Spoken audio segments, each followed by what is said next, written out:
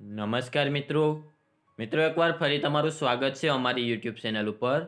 તો જ્ઞાન સહાયક માધ્યમિક માટેનો જે બીજો રાઉન્ડ છે તેમની શાળા પસંદગી શરૂ થઈ ગયેલી છે।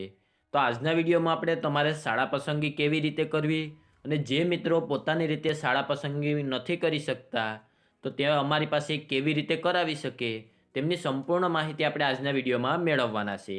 એની પહેલાં અમારી ચેનલમાં પહેલીવાર આવ્યા હોય તો ચેનલને સબસ્ક્રાઈબ કરી દેજો જેથી આવા તમામ માહિતી તમારા સુધી પહોંચી શકે। તો ચાલો મિત્રો આપણે આજનો વિડીયો શરૂ કરીએ। તો શાળા પસંદગી કરવા માટે સૌપ્રથમ તો તમારે જ્ઞાન સહાયકની વેબસાઇટ ઉપર જવાનું રહેશે, જેમની લિંક વિડીયોના ડિસ્ક્રિપ્શનમાં પણ આપેલી છે। અન્યથા તમારી પાસે જે કોઈ પણ વેબ બ્રાઉઝર હોય તેમાં તમારે જ્ઞાન સહાયક .ssgujarat.org છે એ સર્ચ મારવાનું રહેશે, એટલે તમે વેબસાઇટ ઉપર પહોંચી જશો। તો હવે આપણે શાળા પસંદગી કઈ રીતે કરવી એની પહેલાં જે મિત્રો પોતાની રીતે શાળા પસંદગી નથી કરી શકતા અથવા જે મિત્રોએ પ્રથમ રાઉન્ડમાં પોતાની રીતે શાળા પસંદગી કરી હતી અને તેમને કોઈપણ શાળામાં ફાળવણી નથી મળી તો તે મિત્રો છે અમારી પાસે શાળા ફાળવણી કરાવી શકે છે। તેમનો જે ચાર્જ થશે તે તમારે અમને ઓનલાઈન ચૂકવવાનો રહેશે, પરંતુ તમારે કેટલા માર્ક છે તો કેટલી શાળાની પસંદગી કરવી જોશે તેવી તમામ માહિતી અમારા દ્વારા આપવામાં આવશે। તેના માટે તમે સ્ક્રીન ઉપર વોટ્સએપ નંબર જોઈ શકો છો, તેમાં તમારે અમને વોટ્સએપમાં મેસેજ કરવાનો રહેશે, તો અમે ઘરે બેઠા તમારું શાળા સિલેક્શન કરી આપીશું। તો ચાલો મિત્રો હવે આપણે જોઈએ કે તમારે શાળા સિલેક્શન માટે કેવી રીતે કરવું। તો જ્ઞાન સહાયકની વેબસાઇટ ઉપર આવશો તો ત્યાં તમને નોટિફિકેશનમાં પોપઅપનો મેસેજ જોવા મળશે। ત્યારબાદ તમારે તે નીચેની તરફ આવવાનું રહેશે, તો ત્યાં તમને લોગિનના પેજ ઉપર બે ઓપ્શન જોવા મળશે, જેમાંથી જ્ઞાન સહાયક માધ્યમિકવાળો ઓપ્શન છે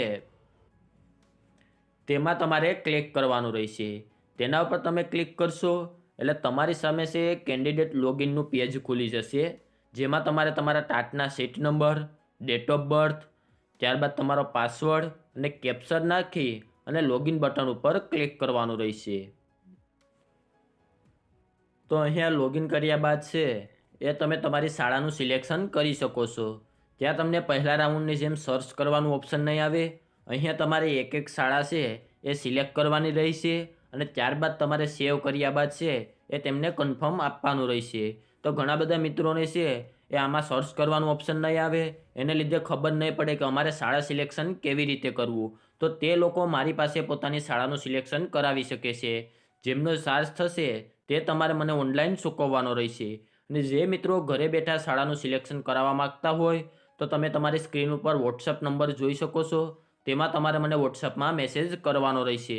જેને બધી જ શાળાનું સિલેક્શન કરવાનું હોય તો તે પણ હું કરી આપીશ અને લિમિટેડ શાળાનું સિલેક્શન કરવાનું હશે તે પણ હું કરી આપીશ।